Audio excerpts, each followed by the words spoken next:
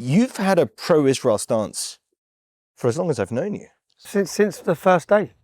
So it's nothing like, people are like, oh, Mossad. It's like, oh, fuck it, really? Do you know why they say I'm Mossad? Because when I went to Israel, I bought a Mossad t-shirt from the souvenir shop. When I went to New York, I bought a New York Police Department bloody t-shirt. I weren't in the New York Police Department, lads. And that's a bit stupid of me if I was Mossad to be wearing a Mossad t-shirt, wouldn't it?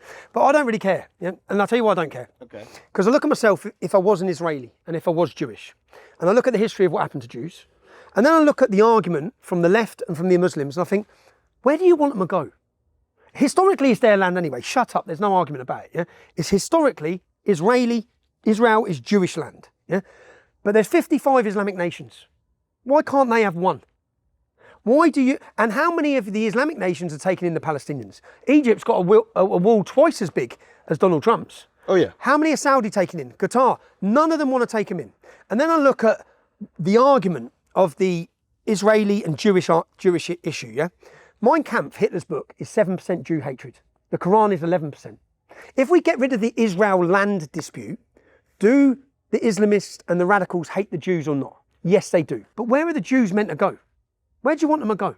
If they can't go to Israel, where are they meant to go? What would I do if I was Israel? And I look at the previous wars, the 6-day war, the 7-day war. I look at that and I see that the Islamic leaders of the Islamic nations surrounding them actually said, we're taking your women and we're taking your children as slaves. We're taking them as war booty. So they've been in this position where if they're not strong, they're wiped off the face of the map.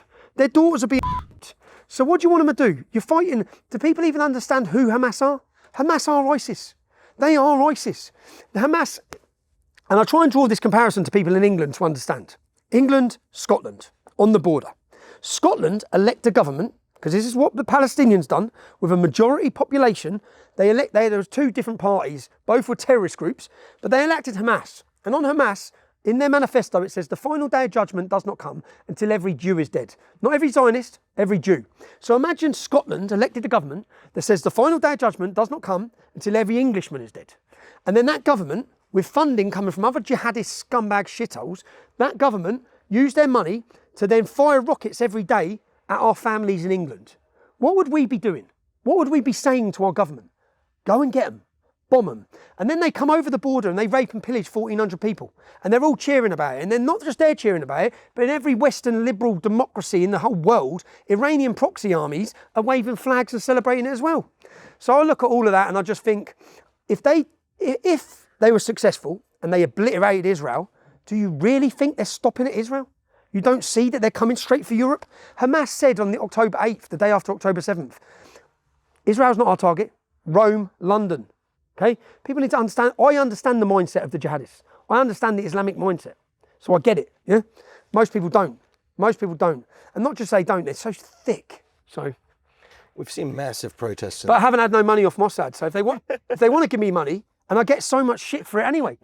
Most of my shit comes from FNATs, comes from the far right. And all of it is that and I see some of the comments and I just think, Jesus, he works for Israel. I don't work for Israel. Oh, Israel first. No, England first. Yeah, England will always be first for me. England is first. Britain is first. But I do sympathise with the situation Israel in. They're a liberal democracy surrounded by totalitarian Islamic Sharia-driven shitholes. People like you have talked about the strange alliance between the radical left and Islamists. And I think the only explanation, the only sensible one is it's a sort of marriage of convenience. The radical left and the Islamists want to see the Western world fall. So they're united. That's the one thing that they agree on. What did they do in Lebanon? What did they do in Iran? Exactly the same. They come together to overthrow the status quo because the Marxists want to break down the whole system. Who can they align with to do it? And not just that, they all hate the Jews. No, it's not just that. It's not just about convenience. The left hate the Jews. The middle class hate the Jews. Yeah, not the working class in the UK. Go to a working class estate. Yeah, we don't hate Jews, but the education system and what's infiltrated the education system. Like the prison system can't deal with Islam in jail. Well, the universities can't deal with Islam in universities. They should just shut down the Islamic Society. But the Islamic Society, usually funded by Qatar or Iran, is promoting and propaganda against Jews, against Israel. Israel are losing this war. Yeah, not the war in Israel, they're losing the war of the minds of Western countries because the populations are being targeted with proxy war coming with massive funding. And do you know what they're now doing, which people don't even see, is Qatar used to fund £750 million. Qatar would fund this country. They'd fund mosques. They funded all the segregation and separation in Paris and in these Islamic ghettos was funded by Qatar. But they would fund all these things. And the way to convert and Islamize Europe used to be through mosques and dawah centres and conversions. Now it's through influencers. So a lot of the influencers you'll see on the right, whether it be Sneeko, you know Sneeko? Of course. You know he's gay, yeah? No, I didn't know that. Okay, so there's an interview of Sneeko and he's sitting doing an interview and he says, he says, when I was about 17, 18, I weren't sure if I was gay or not. You're gay, mate. If you're not sure if you're gay, Sneeko, yeah? But Sneeko and all these they all convert to Islam. And there's a massive trend going on right now. Boxers are doing it. It furthers their career. Who's in charge of the boxing? Saudi Arabia, all these Islamic nations. It furthers them in their career. But all these influencers doing the same. Yeah, the Sneeko went and converted, and then he'd done it was a very high-end video going to Saudi Arabia for the Hajj, all this bullshit. Mate, you'll get thrown off a rooftop if you were yourself. But I'm watching all that. They're funding and they're winning through the influencers who are then promoting hatred against Israel, against Jews. And do you know why? Do you know why? Because it's easy. It's easy to be against Israel. No one's going to punch you up when you walk down the street. If you're pro-Israel, if you're pro-Hamas or pro-Palestine, no one's going to beat you up. You come out and start telling the truth or speaking up for Israel, everyone wants to get you. It's a difficult position, and I don't expect most cowards to take that position. I just tell the truth, and I don't really care. And that doesn't mean Israel's perfect at all, far from it. Yeah, but when the American government were dropping bombs and invading every country, yeah, I didn't blame every American person. I accepted that Biden was a piece of shit who was a puppet for many other warmongering groups. I accept that there's problems within Israel, as there's problems within Britain. That doesn't mean you have to hate every Jew. Yeah, the majority of Jews I know are great people, and they love Britain. Any of the Jews I know in Britain are great. You want them all to leave, take all the money with them as well. Leave us with loads of bloody Somalis.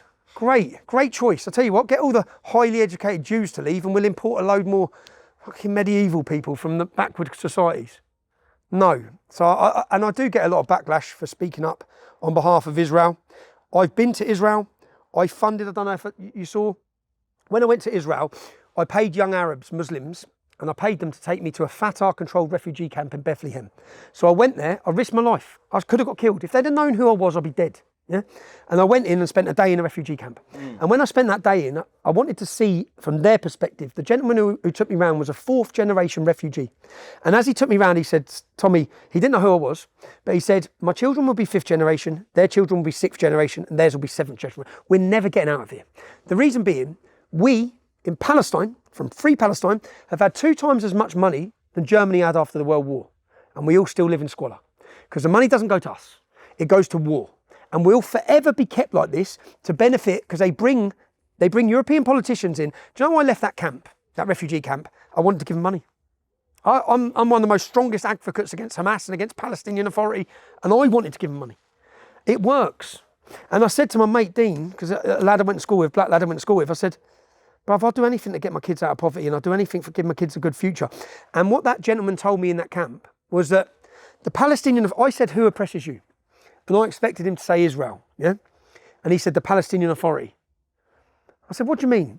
He said, well, the Palestinian Authority pay anyone here. If you go and kill an Israeli, so then I said to him, so if someone leaves this camp and murders a Jew in Israel, he said, no, an Israeli. It doesn't matter if it's a Jew or not, yeah? I was like, okay. So someone leaves here and murders an Israeli, they get money for the rest of their life from the Palestinian Authority. Pay to slay, it's called pay to slay. It's a monthly stipend. And it's real. Yeah. No, and then I looked up the Palestinian Authority, and I looked, it's our money. It's British taxpayers' money.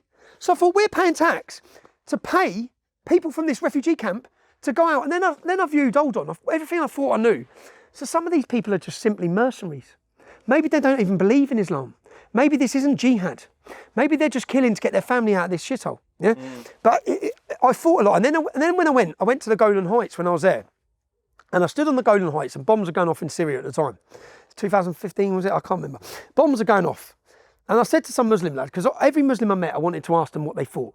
And I said to a Muslim lad, how happy are you living in Israel? And he said, what do you mean? I said, well, how difficult is it for you as a Muslim? He looked at me like I was an idiot. He said, I pray 5 times a day, mate. Yeah?